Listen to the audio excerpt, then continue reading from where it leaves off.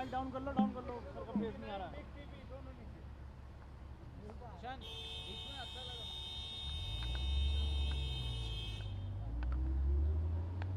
ఏంటి సార్ కేంద్ర మంత్రిని కలిశారు ఈరోజు ఏ అంశాలు చర్చించారు మీ శాఖకు సంబంధించి ఎటువంటి రెస్పాన్స్ ఇచ్చారు కేంద్ర మంత్రి? పాత్రికేయ మిత్రులందరికీ కూడా నమస్కారాలు తెలియజేసుకుంటూ ఈరోజు గౌరవ ముఖ్యమంత్రి నారా చంద్రబాబు నాయుడు గారు గౌరవ జలశక్తి కేంద్ర మంత్రివర్యులు పాటిల్ గారితో జరిగినటువంటి ఇరిగేషన్ సంబంధించినటువంటి సమావేశం మంచి సౌహృదమైనటువంటి వాతావరణంలో ముఖ్యంగా ఆంధ్రప్రదేశ్ రాష్ట్రం ఆ రోజు 2014లో విభజన జరిగిన తర్వాత మరి యొక్క రాష్ట్ర అభివృద్ధికి సంబంధించి ఇరిగేషన్కి సంబంధించి కేంద్రం పర్టికులర్గా పోలవరం ప్రాజెక్టుని జాతీయ ప్రాజెక్టుగా పూర్తి చేయడంలో మరి అందిస్తున్నటువంటి సాయంకి కృతజ్ఞతలు చెప్పడం జరిగింది.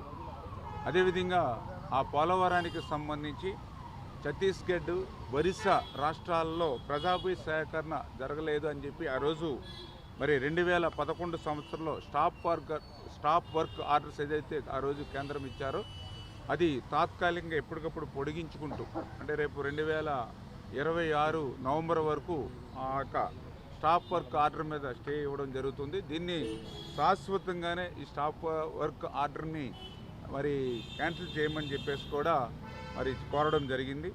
అదేవిధంగా పోలవరానికి సంబంధించి రైట్ కెనాలు అదేవిధంగా లెఫ్ట్ మెయిన్ కెనాల్ ఆ రోజు 2009లో డిపిఆర్ తయారు చేసినప్పుడు ఆ రోజు మరి 9,500 అదేవిధంగా 11,500కి మాత్రమే ఆ యొక్క right and left main canals design చేయడం జరిగింది. దాని ప్రకారమే ఆ రోజు డిపిఆర్లో ఆమోదించడం జరిగింది. అయితే భవిష్యత్తు అవసరాలను కూడా దృష్టిలో పెట్టుకుని right main canal 17,500 left main canal కూడా 17,500కి ఇప్పుడు కాలువల యొక్క సామర్థ్యం పెంచి చేస్తున్న వల్ల ఆ పెంచినటువంటి సామర్థ్యానికి అయ్యేటువంటి ఆర్థిక వ్యయం కూడా ఈ పోలవరం ప్రాజెక్టుకు సంబంధించినటువంటి వ్యయంలో మరి కలిపి సాయం అందించాలని చెప్పి కూడా మరి గౌరవ కేంద్ర మంత్రివర్యులను కూడా కోరడం జరిగింది గౌరవ ముఖ్యమంత్రి గారని చెప్పి తెలియజేసుకుంటూ అదేవిధంగా గోదావరికి సంబంధించి కూడా మరి ఈ యొక్క నీటి పంపకాల ప్రాజెక్టుల వారీగా అంటే రాష్ట్ర విభజన జరిగిన తర్వాత ప్రాజెక్టుల పరంగా అటు తెలంగాణ కానీ ఇటు ఆంధ్రప్రదేశ్ రాష్ట్రానికి సంబంధించి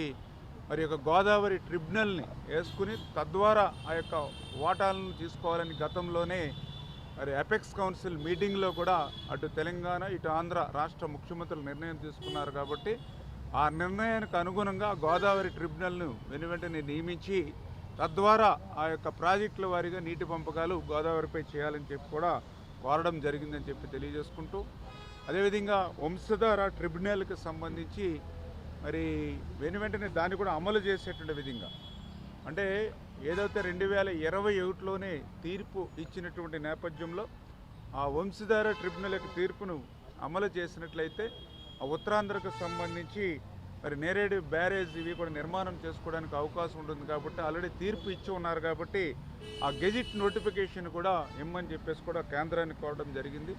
అదేవిధంగా కేంద్రం సంబంధించినటువంటి నిధులు పర్టికులర్గా త్రిబుల్ ఇటువంటి కేంద్ర సంబంధించినటువంటి నిధులను కూడా త్వరితగతంగా ఆంధ్రప్రదేశ్ రాష్ట్రానికి విడుదల చేసేటువంటి విషయంలో కూడా కోరడం జరిగిందని చెప్పి తెలియజేసుకుంటూ మరి అదేవిధంగా పోలవరం నల్లమల సాగర్కు సంబంధించినటువంటి ప్రతిపాదనలకు వెనువెంటనే మరి క్లియరెన్స్లు ఇచ్చేటువంటి విధంగా ఫైనాన్షియల్కి కూడా ఇమీడియట్లీ మరి సాయం చేసేటువంటి విధంగా కూడా ముందుకెళ్లాలని చెప్పి కూడా కోరడం జరిగింది.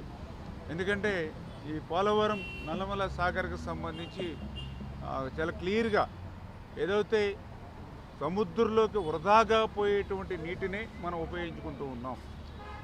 ఆంధ్రప్రదేశ్ అనేది దిగువ రాష్ట్రం అంచేత దిగువ రాష్ట్రంగా లోయర్ రిపేరింగ్ స్టేట్గా సహజ న్యాయ సూత్రం ప్రకారం కూడా ఆ వరద జలాల్ని ఉపయోగించుకునేటువంటి అవకాశం ఆంధ్రప్రదేశ్ రాష్ట్రానికి ఉంటుంది.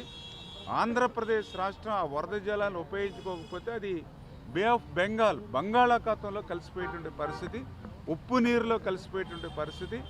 ప్రతి సంవత్సరం కూడా 3,000 టీఎంసీల నీరు గోదావరి వరద జలాలు సముద్రంలోకి కలిసిపోతూ ఉన్నటువంటి పరిస్థితి. లాస్ట్ 50 సంవత్సరాలు చూస్తే లాస్ట్ 50 సంవత్సరాలను చూస్తే 1,53,989 టీఎంసీల నీరు ఇలా బంగాళాఖాతంలో కలిసిపోయినటువంటి పరిస్థితి. లాస్ట్ 10 ఇయర్స్ చూస్తే 34,500 టీఎంసీల నీరు బంగాళాఖాతంలో కలిసిపోయినటువంటి పరిస్థితి. అంటే యావరేజ్ 3,400. కొన్ని లాస్ట్ 50 సంవత్సరాలు కాదు, లాస్ట్ 10 ఇయర్స్ కాదు, లాస్ట్ 5 ఇయర్స్ తీసుకుంటే అక్షరాల 20,300 టీఎంసీల నీరు గత 5 సంవత్సరాల్లో గోదావరి నుండి సముద్రంలో కలిసిపోయినటువంటి పరిస్థితి.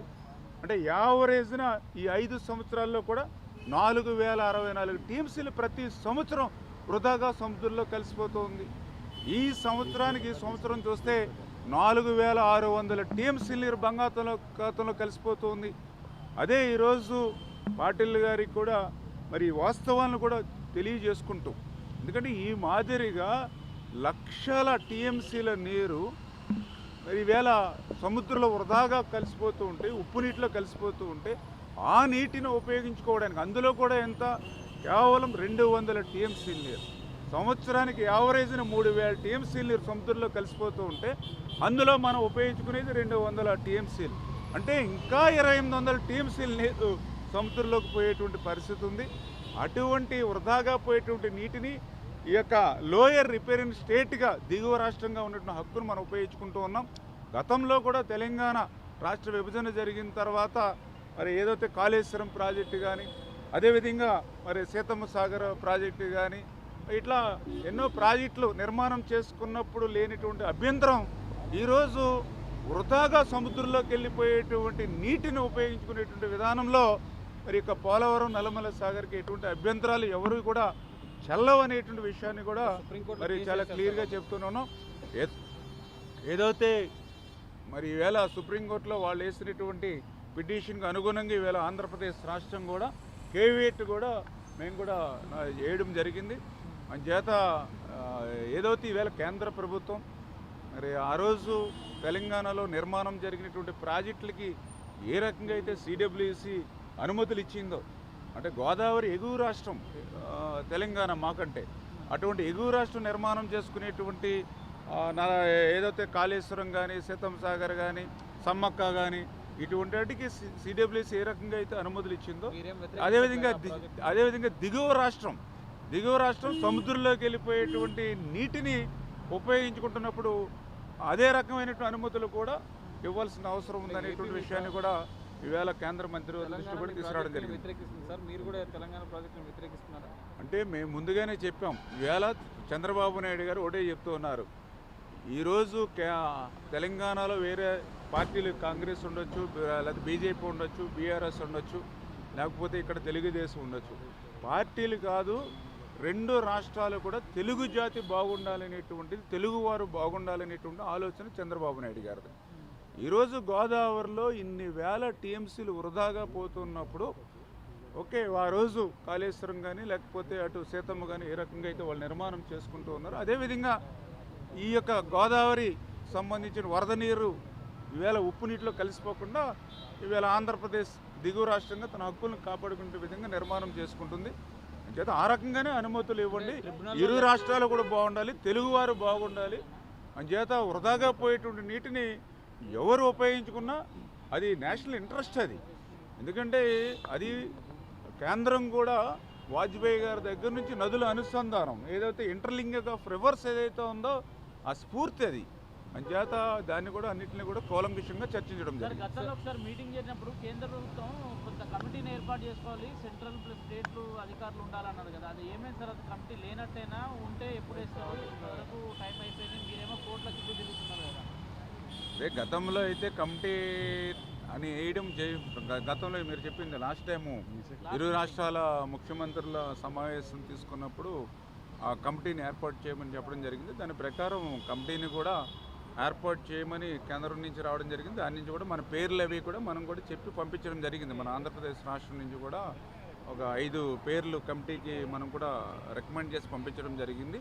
అంచేత ఆ కమిటీ చేసుకునేది, ఎందుకంటే ఆ కమిటీ అనేది ఎక్కువ ఏదైతే ఇరు రాష్ట్రాలకు సంబంధించినటువంటి వివాదాలు ఏవైతే ఉన్నాయో వాటన్నిటి మీద కూడా వాళ్ళు డిస్కషన్ చేసేటువంటి విధంగా ప్రాసెస్ నడుస్తూ ఉంది. రెండు రాష్ట్రాల ముఖ్యమంత్రులు చర్చల ద్వారా ఈ సమస్యను పరిష్కరించుకోవచ్చు కదా సార్. మీరు అంటున్నారు తెలుగు జాతి ప్రయోజనాలు అని చెప్పి, మరి ఎందుకు రేవంత్ రెడ్డితో చర్చించడంలో సఫలీకృతం కావట్లేదా? ఎందుకు కోర్టుల వరకు వెళ్తున్నారు?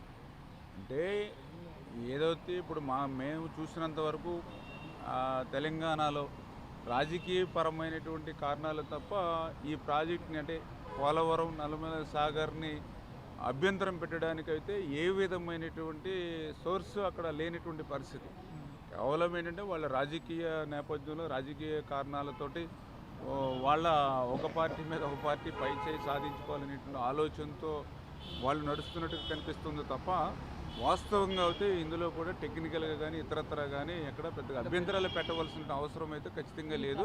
అందుకే ఈరోజు కూడా మేము కేంద్రం దృష్టికి కూడా తీసుకొచ్చింది, అటు తెలంగాణ ఇటు ఆంధ్రప్రదేశ్ అనేటువంటి భేదం లేకుండా యాజ్ అ రూల్ ఏ రకంగా అయితే ఇరు రాష్ట్రాలకి నష్టం లేకుండా ఉండేటువంటి నిర్ణయం ఏదైతే ఉందో ఆ నిర్ణయం ఈరోజు కేంద్ర ప్రభుత్వం కూడా చెప్పడానికి కూడా వాళ్ళకి కూడా, ఎందుకంటే గతంలో ఏ రకంగా అయితే ఎగువన ఉన్నటువంటి రాష్ట్రం నిర్మాణం చేసుకున్నప్పుడు ఏ రకంగా అయితే సిడబ్ల్యూఎస్ అనుమతులు ఇచ్చిందో అదే రకంగా ఈరోజు గోదావరిలో వృధాగా వరద నీరుని వారు ఉపయోగించుకుంటుంటే ఉద్దేశం లేదనేది వీళ్ళ కేంద్రం కూడా చెప్పవలసినటువంటి అవసరం కూడా ఉంది. దీనిపైన ఏ రాష్ట్రం ఎంత వినియోగించుకోవాలనేది ట్రిబ్యునల్ లెక్క తేల్చాలి కదా. లెక్క తేల్చుకోకుండా ఎలా కడుతుంది ఏపీ, మాకు అన్యాయం జరుగుతుంది, మాది కరువు రాష్ట్రం అవుతుందని చెప్పి తెలంగాణ అంటారు. ఓకే, మంచి మాట చెప్పారు మీరు. ఇప్పుడు లెక్కలు తేల్చుకోకుండా ట్రిబ్యునల్ చెప్పకుండా ఎట్లా కడతామని అంటూ ఉన్నారు.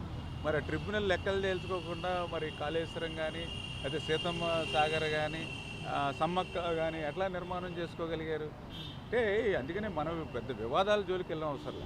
రెండవది, ఇప్పుడు కరువు రాష్ట్రం అవుతుందంటే అప్పర్ స్టేట్ ప్రాజెక్టులు కట్టుకుంటే కింద రాష్ట్రం ఎప్పుడైనా నీళ్లు తక్కువ కరువు వస్తుందేమో తప్ప అలా కింద రాష్ట్రంలో ప్రాజెక్టు కట్టుకుంటే అప్పర్ రాష్ట్రంలో కరువు వస్తుందనేది ఎట్లా మనం చెప్పగలుగుతాం? అది కూడా మీకు లెక్కలతో సహా చెప్తూ ఉన్నాం. దగ్గర 150,000 టీఎంసీలు నీరుని వృధాగా సముద్రంలో కలిపేసాం. పోనీ ఎప్పుడో 50 సంవత్సరాల చరిత్ర కాదు, ఈ మధ్యన వాటర్ తగ్గింది గోదావరిలో అంటా కూడా లేదు. లాస్ట్ 5 ఇయర్స్ కూడా యావరేజ్ 4,000 చెప్పిన 20,000 టీఎంసీలు నీరు పోయింది లాస్ట్ 5 ఇయర్స్లో. అంచేత వృధాగా సముద్రంలో పోయే నీటిలో 3,000 టీఎంసీలు యావరేజ్లో 200 టీఎంసీలు ఉపయోగించుకుంటే ఇంకా 200 టీఎంసీలు సముద్రంలో కలిసిపోతూ ఉంటే అసలు వాళ్ళ చెప్పేటువంటి మాటలకి అసలు పొంతన లేనటువంటి పరిస్థితి. చంద్రబాబు గారు జరిగిందా సార్?